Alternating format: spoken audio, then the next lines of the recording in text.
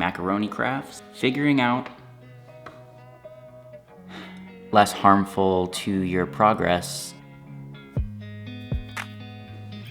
How's it going, everybody? It's Sam, and it's time to fail. Let's go. Life gets real crazy real fast. 1 minute you're a kid making macaroni art in your after-school program, and the next you're a young 20-something that's driving, working, paying taxes, and trying to figure out how credit works. The key to all this craziness? Figuring out how to slow it down and take it all one day at a time. So how do we do this? Make a list of everything you have going on in your life right now.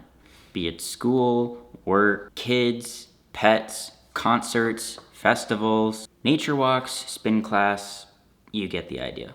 Once you have this list, organize it into needs and wants, meaning what you need to go to or do versus what you want to go to or do. For example, needs would be things like work, school, chores, appointments, etc. The things that will directly impact the forward motion of your life. Wants would be things that are more like extra events, hangouts, extracurricular activities, you name it. The kind of things that wouldn't necessarily hurt your progress should you have to miss it. This isn't to say that socializing is less important than the rest. We humans are social creatures, and we need to spend some time without our noses to the grindstone. It may just be a little less harmful to your goals should you have to miss one of these events. I like to take a calendar program like Google Calendars, not sponsored, and lay out what a regular month would be like. So if you're a student, block out your classes. Yes, go to class. If you work, fill in your schedule, and basically just fill out all the things that you need to hit. Then I would go back and add the things on your wants list. Things you could technically miss. Like, it might benefit you to go, but it wouldn't really hurt you if you couldn't, or at least not put you that far behind. Last, if I have any gaps, I'd try to add things that I would like to go to, but I'm just not sold or solid on it quite yet. Once you have this all laid out, you'll start to get a much clearer picture of what your week to week is gonna look like. Here's the thing. Most people overplan for what they can realistically do. So whatever you think you can fit in a day, cut that in half and thank me now. It's a lot easier to move things up than it is to find extra time later.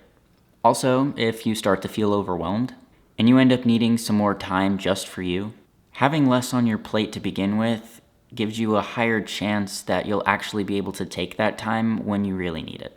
Now, take this schedule and let it run for at least a week or two. Along the way, make tweaks and edits and see what'll do best for what you need.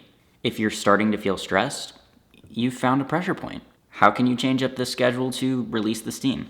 Don't forget to add the little things that pile up on your mental to-do list, like watering your plants, fixing that one thing that broke a while ago but you haven't quite gotten around to fixing, researching that one thing Jerry said last week, those 12 unfinished art projects that you left sitting out because you refused to put it away until you finish them so you eat all of your meals surrounded by hot glue and Google eyes. Of course, I can't lay out your specific schedule for you, but I do hope this little rundown of how I try to plan mine helps you plan yours. In the description, you'll find some links to some scheduling programs that you might find helpful. Again, they're not affiliated or sponsored. I just figured I'd share some things that I have heard of other people using. Thanks for watching, and I'll see you next time.